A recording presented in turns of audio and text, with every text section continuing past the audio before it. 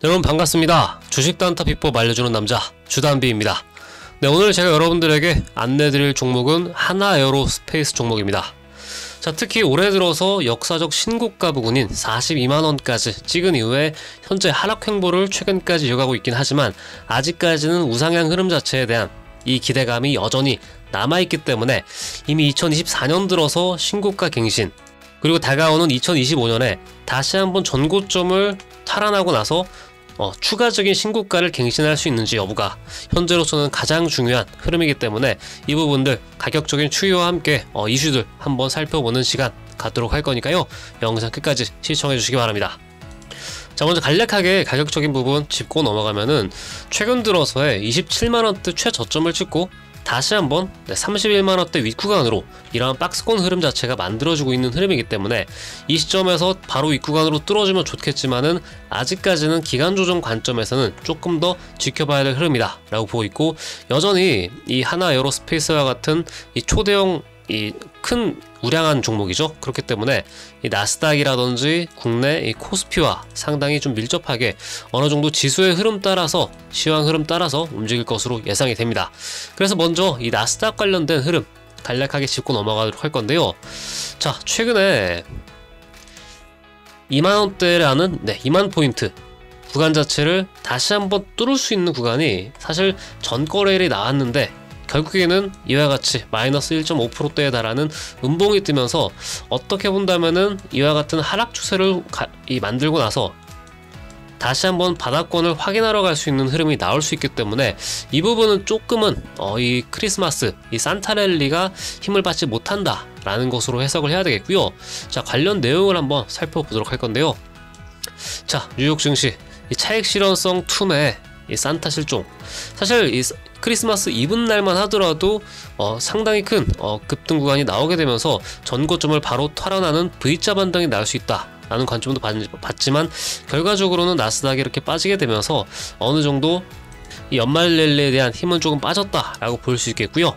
내용을 살펴보면은 자연스럽게도 연말을 맞아서 연휴를 떠난 투자자가 많은 가운데 연준 주요 인사의 발언이나 미국 정부의 어떤 정책적인 변화가 없었기 때문에 어떠한 이 차익 실현성 관련된 이유로 조금 많이 빠진 것으로 해석을 할 수 있겠습니다.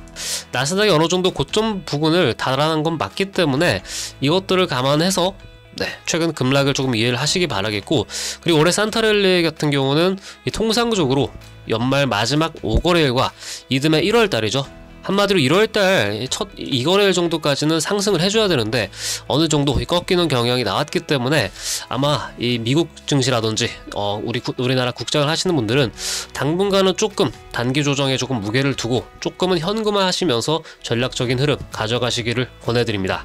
오늘 안내드릴 이 하나에어로스페이스도 이러한 관점에서 당분간은 조금 하향 조정을 받더라도 조금 우리가 싼 가격에 공략하는 관점으로 접근을 하시길 바라겠고요. 조금 더 자세한 부분들, 앞으로 시황이라든지 상승할 만한 섹터, 이 종목에 대한 부분들은 계속해서 체크해 드리고 있기 때문에 상단의 연락처 010-4387-1575번입니다.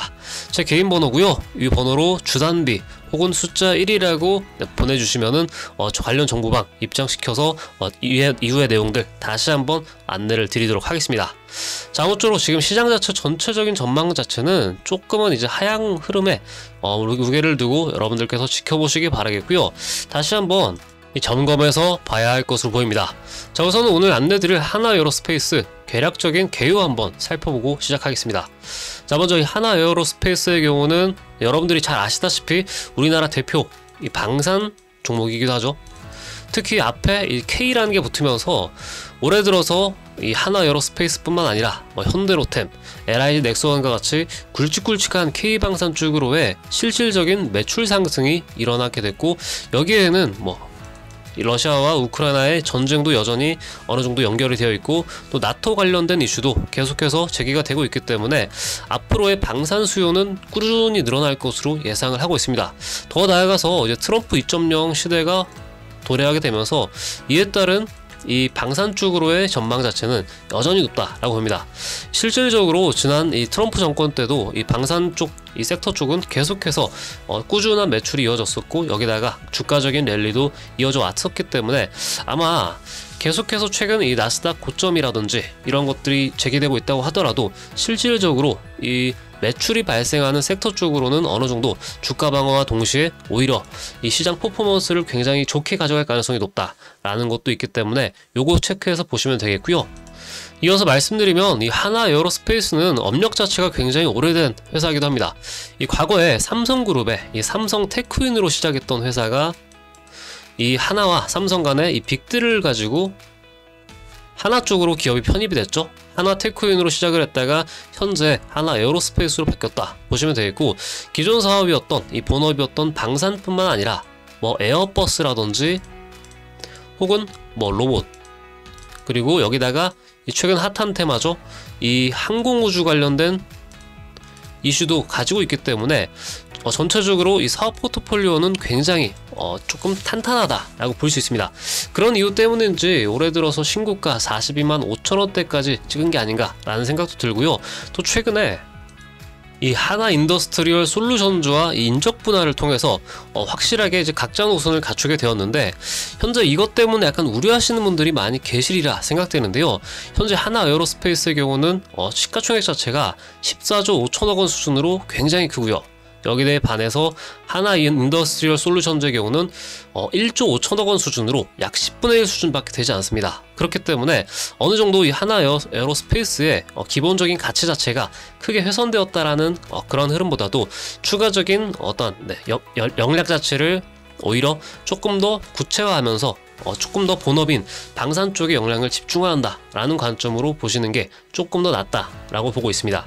그래서 저는 이 추후에 이따가도 다시 말씀드리겠지만 결과적으로 하나 에어로스페이스가 이 42만원대라는 역사적 신고가를 찍었지만 여기서 고점을 끝내고 이렇게 떨어질 거다라는 생각은 쉽게 하진 않고 있습니다. 그만큼 고점 자체를 올라가는 시점에 매출 구조가 계속해서 일어나면서 실질적인 실적을 바탕으로 주가가 만들어졌기도 하고요. 어느 정도 단기적인 바닥을 찍고 다시 한번 현 시점에서는 우상향 턴할 수 있는 가능성을 상대적으로 높게 보고 있기 때문에 이 부분들의 주안점 두면서 여러분들께서 주가를 보셔야 되겠고요. 오늘 제가 여러분들에게 안내드릴 이슈 자체는 두 가지 정도가 있습니다. 첫 번째로는 실질적으로 최근에 12월 26일자죠. LIG 넥스원. 사실 이 두 기업 전부 다 이 K방산의 대표적인 기업으로 어느 정도 서로 간의 상호 간에 계약을 통해서 매출 구조가 나오고 있는 상황입니다. 아래 내용을 보시면은 총 9,400억 원 수준의 규모 공급 계약을 맺었다라고 하고 있고, 해외 수주와 연관되어 있는 흐름으로 보고 있습니다. 내용을 살펴보면은 LIG 넥스원과 SAM, SM 사업 발사대 분야 관련된 양산 계약과 더불어서 이 추가적인 양산 계약을 체결했다라고 하는데, 이 흐름 자체가 올해 들어서 계속해서 꾸준히 나타나고 있습니다. 매출 대비 사실 그렇게 큰 규모는 아니지만은 틈틈이 거의 분기별로 이와 같은 매출 구조가 나타나고 있기 때문에 아마 이 부분들은 추후에 나오게 될 어느 정도 주가 바닥을 잡는 그런 관점에서는 유익하게 좀 작용할 수 있을 것으로 예상하고 있습니다. 그리고 제가 눈여겨보고 있는 이슈 하나, 자 바로 이 하나그룹 쪽에서 미국 레오나르도 출신 대표를 영입했다라고 하면서 트럼프 2기를 준비한다 라는 내용인데요. 그렇죠, 이제 하나 에어로스페이스 해외사업 총괄 대표이사로 이 마이클 쿨터 내정자라고 하는데, 역시나 이 트럼프 2.0 시대를 어느 정도 목전에 두고 이렇게 영입을 한 것으로 보고 있습니다. 그래서 이러한 이슈 때문인지 계속해서 이 추후에 이 트럼프 관련된 이슈와 더불어서 앞으로의 실적적인 이슈가 추가적으로 나타날 가능성이 높다라고 보고 있고요. 이 내용적으로 보면은 이 해당 내정자가 이 과거 이 미 국무부 정치군사 담당 부차관보, 국방부 차관보 대행, 국방부 국제안보 담당 등 핵심 보직을 수행했던 이력을 바탕으로 결과적으로 이 러우 전쟁, 아직까지는 이 급격한 변화가 나타나지 않고 있긴 하지만 확실히 트럼프 정권 이후부터는 러우 전쟁 이슈가 어느 정도 이 갈피 방향성을 잡을 것으로 예상이 돼요. 그래서 이 동유럽을 중심으로 이 트럼프 1기 정부에서도 있었죠. 아마 동맹국이라든지 이러한 관련해서 이 최근 폴란드 쪽으로의 수주라든지 이런 것들도 아마 추가적인 수주로서 이어질 가능성을 높게 보고 있기 때문에 이런 부분들 체크를 이어나가시면 좋을 것 같습니다. 자, 그렇다면 마지막으로 이제 기술적인 분석 관점에서 한번 보도록 할 건데요. 자, 하나 에어로스페이스, 일단 일봉상 이렇게 보면은 이 상당히 긴 시간 동안 우상향을 해왔던 것을 확인할 수 있습니다. 특히 2023년도부터죠. 약 7만원대 중반에서부터 2023년도에 15만원대 곧 이 어느정도 저점 대비 2배를 달성한 이후에 15만원부터 본격적인 상승 드라이브가 나왔죠. 15만원 기준에서 거의 저점 대비 약 3배가량 추가적인 급등을 했습니다. 2023년도에는 2배가량 급등을 했고요.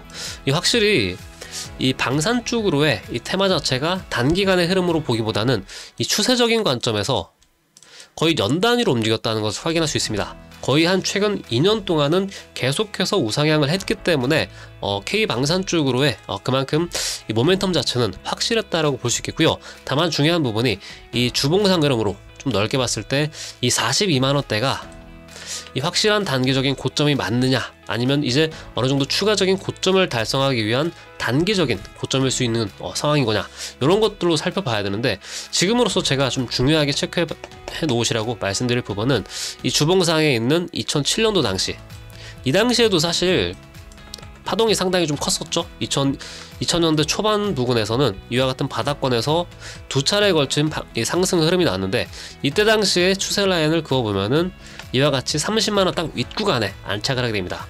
실질적으로 지금 이 하나 에어로스페이스는 이 30만원 윗구간에서는 반드시 자리를 지켜줘야만이 다시 한번 바닥을 잡고 이 40만원 윗구간으로 올라설 수 있다 라는 계산이 나오고 있기 때문에요. 지금 이 영상을 보고 계신 분들은 이 추세대 라인 확실히 체크를 해 두시고, 실질적으로 최근에 28만원대 저점을 찍고 반등이 나왔었죠.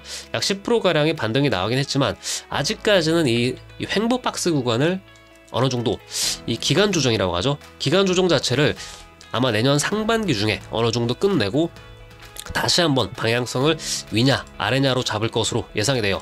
개인적으로는 약 70%가량의 확률로 봤을 때는 상방으로 다시 한번 40만원대 전고점 트라이를 할 가능성이 여전히 높다라고 보고 있는 관점이기 때문에 이 부분들은 추후 이 수주 모멘텀이라든지, 그리고 트럼프 2.0 트럼프 이 신정권과 어느 정도 맞물리면서 추후 나오게 될 이 방산 쪽 수요와 좀 연결지어서 봐야 될 것으로 보입니다. 그래서 저는 아직까지 이런 관점으로 보고 있습니다. 가는 말이 더 잘 간다. 한마디로 이 과거 2024년도죠. 2024년도에 잘 올라갔던 이러한 이 거의 초대형 테마 중에 하나였던 게 방산 쪽이었기 때문에 아마 이 흐름 자체를 쉽게 꺾지는 못할 것이다 라고 보고 있고, 현재 시점부터는 이 20만원 중반부터 30만원 사이 부분부터 어느 정도 이 신규 매수 관점에서 접근을 해보는 것도 의미가 있다라고 보고 있고, 또한 이 고점 부근 40만원대 부근에서 좀 높게 잡으셨던 분들은 추가 매수를 통해서 평단을 조금 낮출 수 있는 국면으로 다시 왔기 때문에요.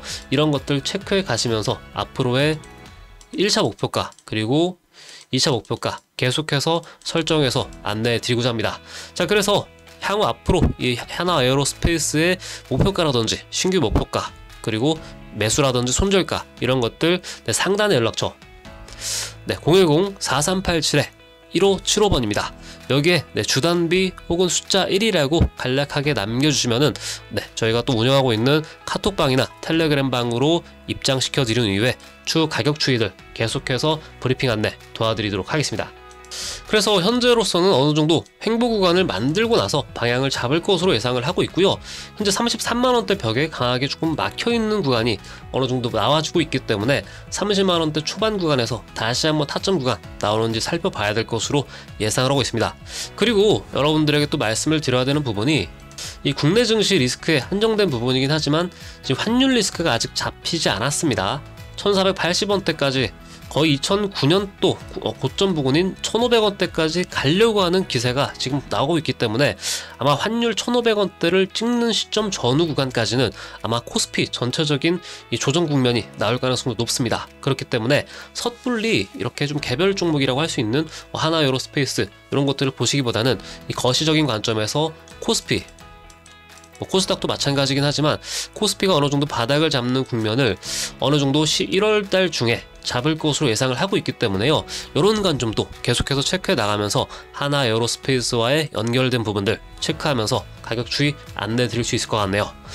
자, 그래서 오늘은 여러분들께 이 K 방산 중에서도 대장주죠. 네, 하나 에어로스페이스 전체적으로 알아봤는데요.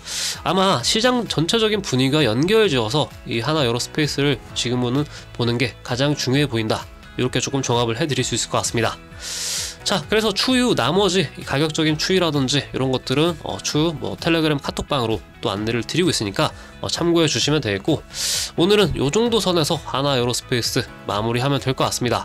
추후에 현대로템이라든지 LIG 넥서원과 같은 종목들과도 연계해서 다시 한번 안내 드릴 수 있으니까요. 그 부분들은 또 추후에 안내 받아보시면 되겠습니다. 자, 이렇게 해서 오늘 영상 여기서 마무리하도록 하고요. 네, 어느 정도 영상이 도움되셨다면은 구독, 좋아요 한 번씩 꼭 눌러봐 주시기 바라겠고, 네, 저는 영상 여기서 마치도록 하겠습니다. 영상 시청해주셔서 감사합니다.